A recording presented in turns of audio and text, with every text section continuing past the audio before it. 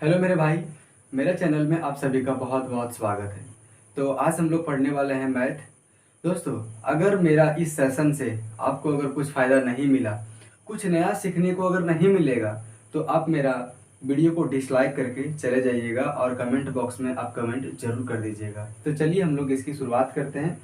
तो पहला क्वेश्चन आपको स्क्रीन पे विजिबल हो रहा होगा। पहला क्वेश्चन है, एक समबाहु त्रिभुज का शीर्ष लंब 15 सेंटीमीटर है, तो इस त्रिभुज का क्षेत्रफल क्या होगा। ठीक है, एक समबाहु त्रिभुज का शीर्ष लंब, चलिए मैं इसे ड्रॉ कर देता हूँ कि शीर्ष लंब क्या होता है। मान के चलिए अगर ए समबाहु त्रिभुज है, ठीक है, समबाहु त्रिभुज की शीर्ष लंब इसे कहा जाता है। कितना दिया हुआ है, 15 सेंटीमीटर दिया हुआ है। ठीक है, बोल रहा है कि अगर इसकी लंबाई शीर्षलंब की 15 सेंटीमीटर है तो इसका क्षेत्रफल क्या होगा।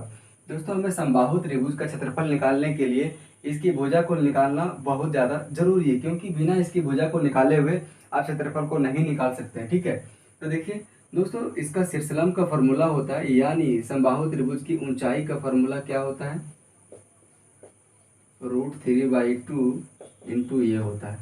और दोस्तों इसी का वैल्यू दे दिया हुआ कितना, 15 दे दिया हुआ है। तो ए का वैल्यू क्या हो जाएगा, 15 इंटू 2 बटा √3 अर्थात 30 बटा √3 हो जाएगा ए का वैल्यू। अब हम निकाल लेंगे इसका क्षेत्रफल। समबाहु त्रिभुज का क्षेत्रफल क्या होता है, इसका क्षेत्रफल का फॉर्मूला होता है क्या, √3/4 और इंटू ए स्क्वायर, यानी √3/4 इंटू ए स्क्वायर का मतलब क्या आ गया, 30 इंटू 30 बटा √3/√3। ठीक है, अब इसे काट पीट दीजिए। अब यहाँ पे जो दोस्तों, अगर आप इसे काटिएगा तो √3 इंटू √3 सबसे पहले 3 हो जाएगा। ठीक है, और ये 3 से 1 कट जाएगा 10 बार में, 2 दूनी 4, 2 पचे 10, है ना, फिर 2 15 30, क्या आ गया दोस्तों, 15 पचे 75 √3 आ जाएगा।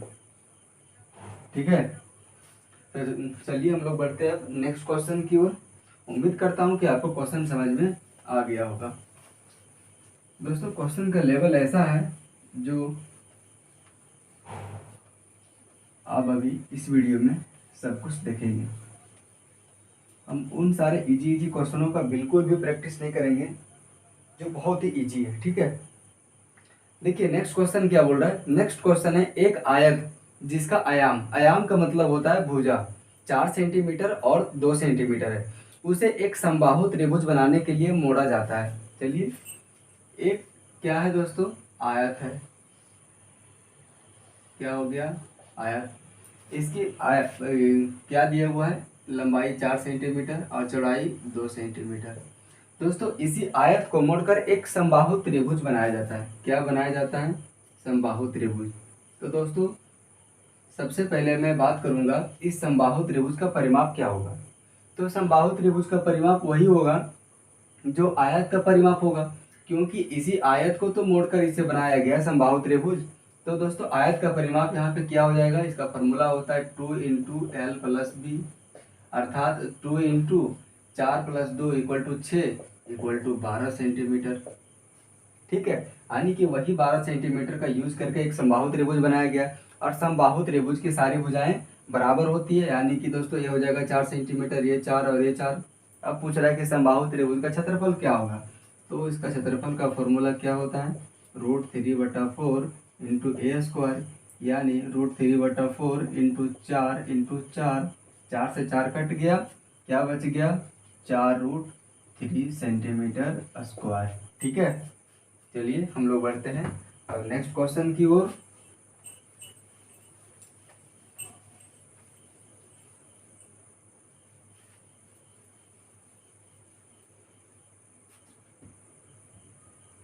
नेक्स्ट क्वेश्चन आपको स्क्रीन पे विजिबल हो रहा होगा। बोल रहा है कि एक अभ्यर्थी 20% अंक प्राप्त कर 35 अंकों से अनुत्तीर्ण हो जाता है। क्या करता है, वो 20% अंक प्राप्त करता है। कितना प्राप्त करता है, 20% अंक प्राप्त करता है और 35 मार्क्स से दोस्तों फेल हो जाता है। ठीक है, फेल हो जा रहा है। जबकि दूसरा अभ्यर्थी 50% गेन करता है। कितना, 50% गेन करता है, और ये जितना पास होने का न्यूनतम मार्क्स होता है उससे वो 32 नंबर ज़्यादा लाता है, 32 मार्क्स ज़्यादा लानता है, मैं इसे मोर लिख देता हूँ। दोस्तों आप इसमें क्या कीजिएगा, सबसे पहले आप इसका डिफरेंस ले लीजिएगा। यहाँ दोस्तों डिफरेंस कितना हो रहा है, 50 और 20 के बीच में 30 का डिफरेंस हो जा रहा है। और यहाँ पे दोस्तों अगर हम डिफरेंस निकालेंगे, दोस्तों आप यहाँ पे फैल का मतलब ले लीजिएगा माइनस। जैसे मान के चलिए अगर आपको कोई बोल दे कि -2 और 5 के बीच में कितना का डिफरेंस है, तो 7 का डिफरेंस हो गया ना। तो दोस्तों यहाँ पे फैल का मतलब आप लीजिए माइनस, तो यानी 35 और 32 के बीच में कितना का डिफरेंस हुआ, तो सिंपली हम इसे जोड़ देंगे। तो 35 और 32 कितना होता है, 67 होता है। ठीक है। पूछ रहा है कि टोटल पूर्णांक कितना था। तो अगर 30% का वैल्यू 67 दिया हुआ है, तो 100% का वैल्यू कितना होगा, यानी कि 67 इंटू 100/32 हो जाएगा, है ना। एक जीरो से एक जीरो कट गया, बराबर 600, 67 इंटू 10 बराबर 670, और बट्टा का 3 आगे कटेगा नहीं। ऐसा ऑप्शन में आपको दिख भी रहा है कि आपका ये आंसर हो जाएगा। ठीक है, चलिए हम लोग बढ़ते हैं नेक्स्ट क्वेश्चन की ओर।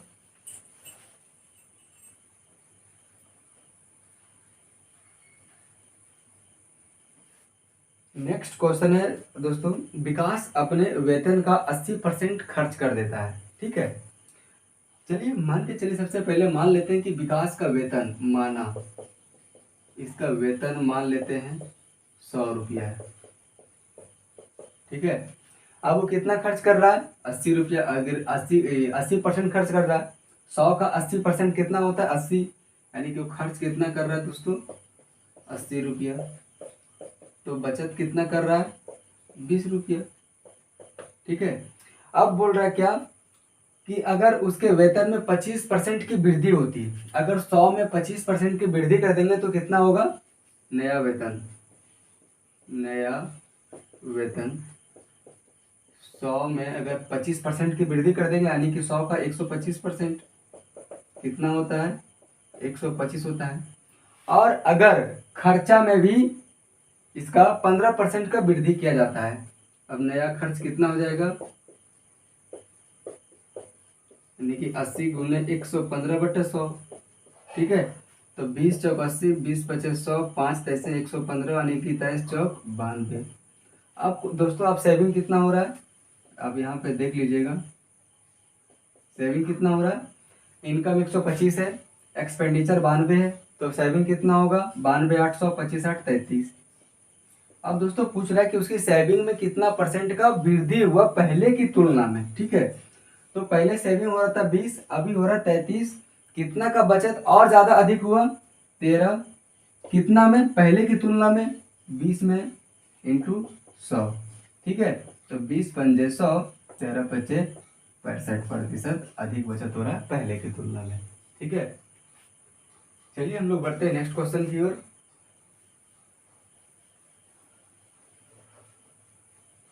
बस अब सेशन में बने रहे दोस्तों। मेरे पास डिजिटल बोर्ड नहीं है, वरना मैं धज्जियां उड़ा देता और आपको अभी काफ़ी मज़ा आता।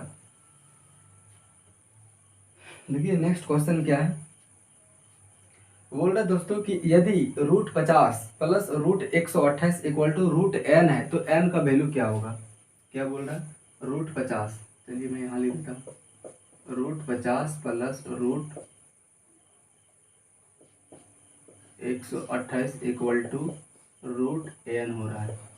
सबसे पहले हम क्या करेंगे, ऐसे क्वेश्चनों में इस √50 को और √128 को तोड़ देंगे। √50 को क्या लिख सकते हैं हम, 25 इंटू √2, 25 इंटू 2। ठीक है, और 128 को दोस्तों हम क्या लिख सकते हैं, 64 इंटू 2 इक्वल टू √n हो गया। ठीक है, अब यहाँ पे अगर आप देख रहे होंगे तो 25 किसका वर्गमूल होता है, तो 5 का, और 2 किसी का भी नहीं होता, तो 2 के 2 रहने दीजिए यहीं पे। 64 किसका होता है, 8 का, और √2 ही रहेगा, बराबर √n हो जाएगा। ठीक है, अब यहाँ पे देखिए 5 √2 और 8 √2 कितना हो गया, 5 और 8 13 √2, 13 √2 इक्वल टू √n हो गया। दोस्तों हमें √n का वैल्यू नहीं पूछ रहा है, हमें क्वेश्चन में पूछ रहा है कि n का वैल्यू क्या होगा। तो दोस्तों इस यहाँ पे इसका रूट हटाने के लिए क्या करना पड़ेगा, स्क्वायर कर देंगे। तो स्क्वायर और रूट कट जाएगा, तो मेरा n का वैल्यू निकल जाएगा कि नहीं, बिल्कुल निकलेगा। अब क्या करेंगे, बोथ साइड स्क्वायर।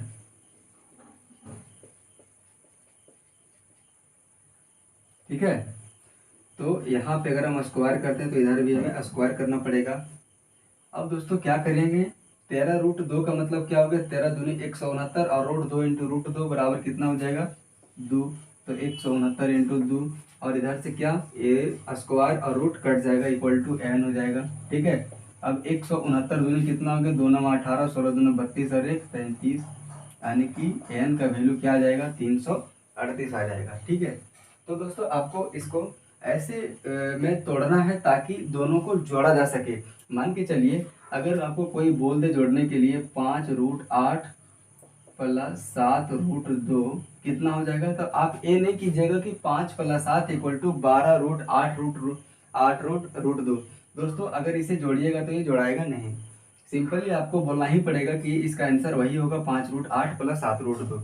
अगर आपको इसे जोड़ना है तो आप इसे भी √8 में कन्वर्ट कर दीजिए या तो दोनों को √2 में कन्वर्ट कर दीजिए। ठीक है, यानी कि एक ही जाति का होना बहुत ज़रूरी है, तभी ये जुड़ेगा, नहीं तो नहीं जुड़ेगा। चलिए हम लोग बढ़ते हैं नेक्स्ट क्वेश्चन की ओर। दोस्तों अगर आपको वीडियो स्लो लग रहा होगा तो आप वीडियो की स्पीड को बढ़ा लीजिएगा। ठीक है,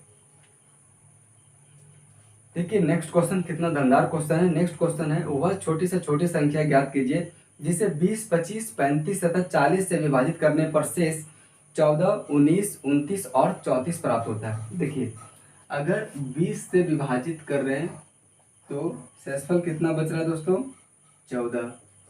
ठीक है, अगर 25 से विभाजित कर रहे हैं तो शेषफल कितना बच रहा है दोस्तों, 19, है ना। अगर हम विभाजित कर रहे हैं 35 से तो शेषफल कितना बच रहा है, 29। और अगर विभाजित कर रहे हैं दोस्तों 40 से तो शेषफल कितना बच रहा है, 34। अब अलग अलग शेषफल बच रहा है दोस्तों, मैं ऐसे में हम इसका डिफरेंस को चेक करेंगे।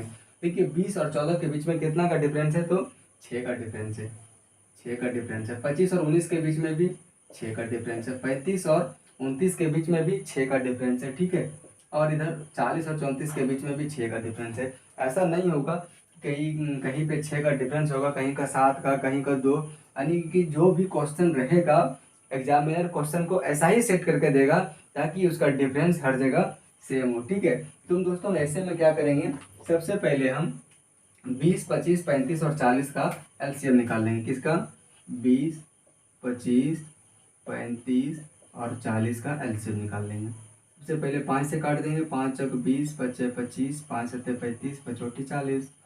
2 से काट देंगे, 2 दूनी 4, 5 7 4। फिर दोस्तों ये 2 से कटेगा 1, 5 7, 2 दूनी 4।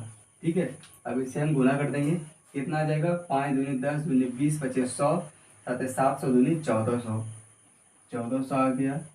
अभी जो डिफरेंस हमेशा जो बार बार आ रहा है 6, आप उस 6 को माइनस कर दीजिएगा। ठीक है, तो कितना आ जाएगा, 1400 में से 6 तो 1394। ठीक है, ये आपका आंसर हो जाएगा। चलिए हम लोग बढ़ते हैं अब नेक्स्ट क्वेश्चन की ओर। अब मैं इसे इरेज कर देता हूँ, उम्मीद है कि आपको समझ में आ गया होगा।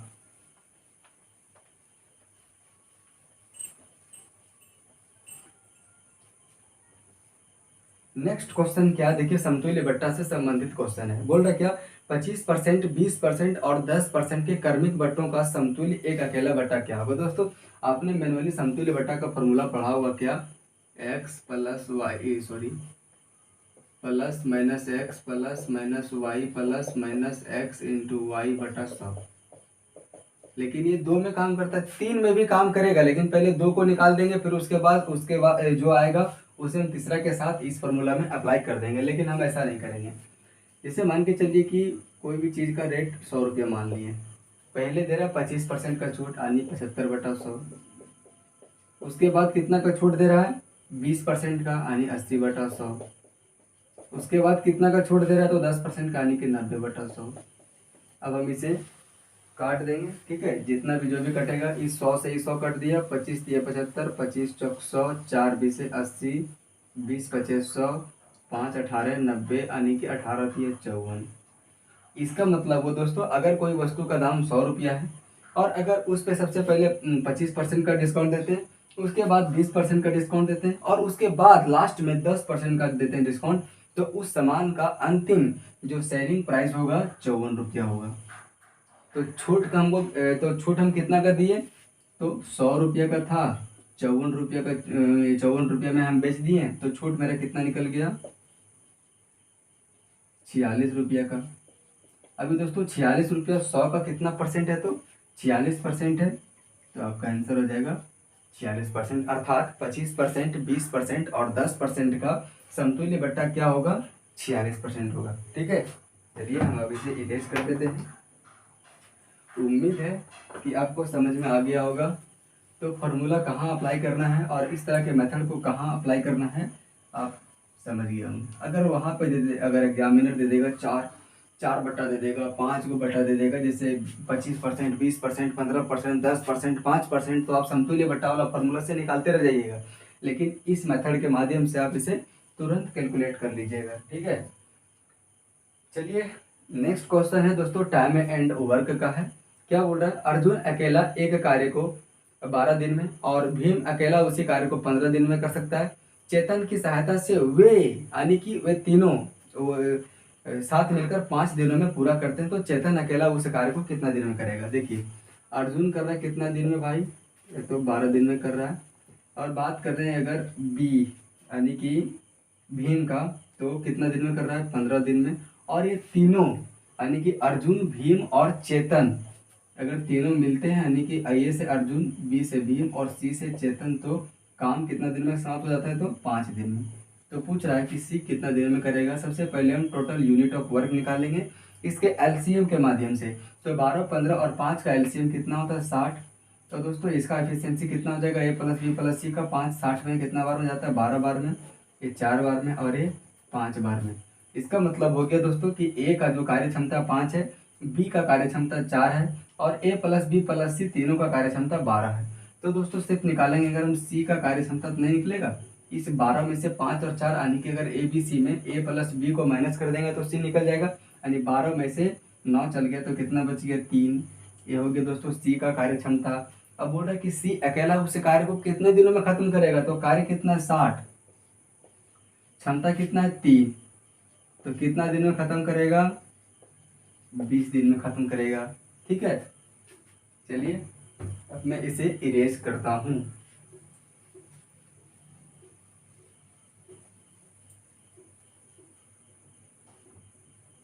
नेक्स्ट क्वेश्चन दोस्तों इंपॉर्टेंट क्वेश्चन है। एक निश्चित धनराशि को 3 मित्रों राजीव, केवल और अमित, ठीक है, क्या कौन कौन है भाई, राजीव,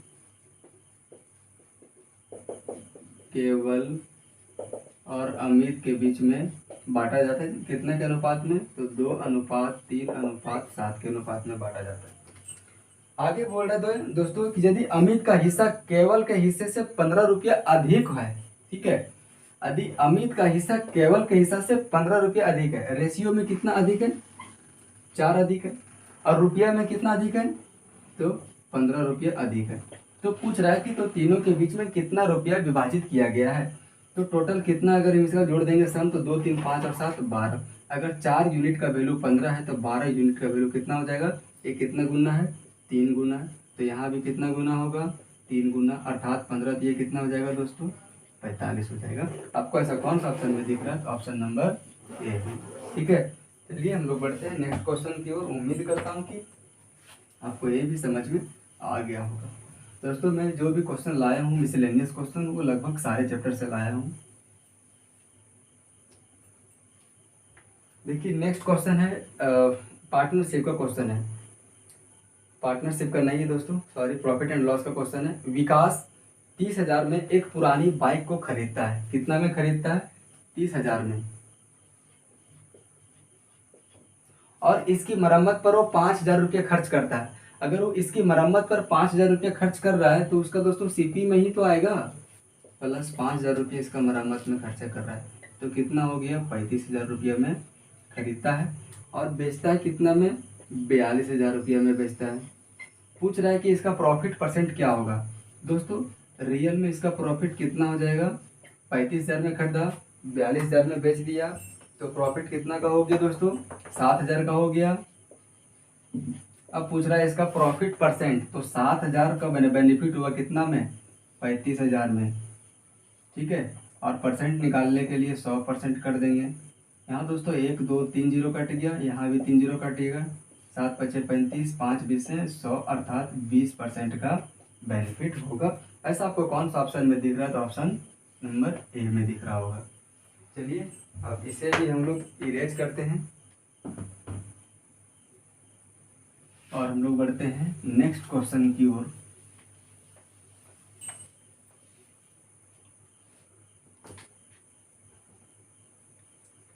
नेक्स्ट क्वेश्चन देखिए, बस ये सेकेंड लास्ट क्वेश्चन है। एक वस्तु को 1875 रुपये में बेचने पर अर्जित लाभ उस वस्तु को 1385 रुपये में बेचने पर होने वाली हानि के बराबर है।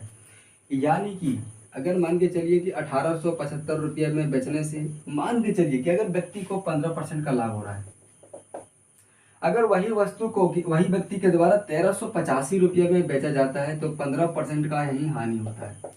ठीक है, तो चलिए इसे 15% हम ऐसे रैंडम ले लिए थे। तो दोस्तों इसमें पूछ रहा है कि वस्तु का क्रय मूल्य क्या है। आप इसमें सिंपली क्या कीजिएगा, इन दोनों को जोड़ दीजिएगा, यानी 1875 प्लस 1385 को जोड़ दीजिएगा और 2 से भाग दे दीजिएगा। सिंपली क्या आ जाएगा, 5 5 10 के 0, 8 7 15 1 16 के 6 हाथ में 1, 4 और 8 12 के 2, 1 2 और 1 3 बटा 2 equal to 1630।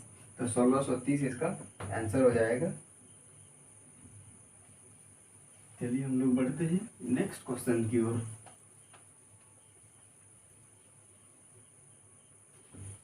Next question last question है। क्या बोल रहा है कि एक निश्चित साधारण ब्याज की दर पर उधार दी गई एक राशि 2 वर्ष में बढ़कर 720 रुपया हो जाता है ब्याज सहित। कितना हो रहा है? 2 वर्ष में बढ़कर 720 रुपया हो जा रहा है। ठीक है, आप इस क्वेश्चन को ध्यान दीजिएगा, लैंग्वेज में इस क्वेश्चन ने फंसाया है विद्यार्थियों को।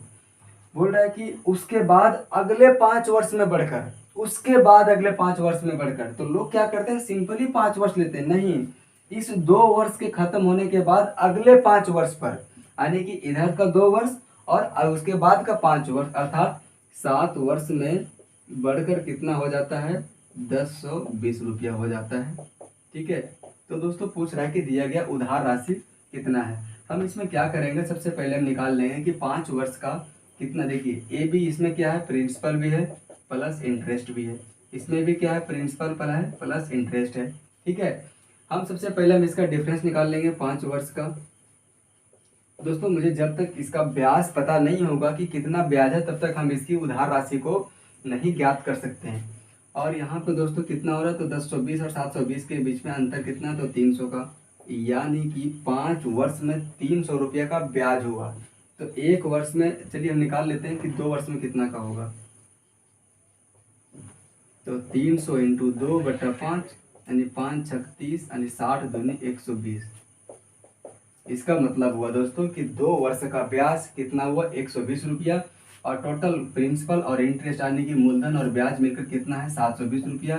तो उस 720 में से अगर हम ब्याज को माइनस कर देंगे तो कितना आ जाएगा, 600 रुपया दिया गया उधार राशि था।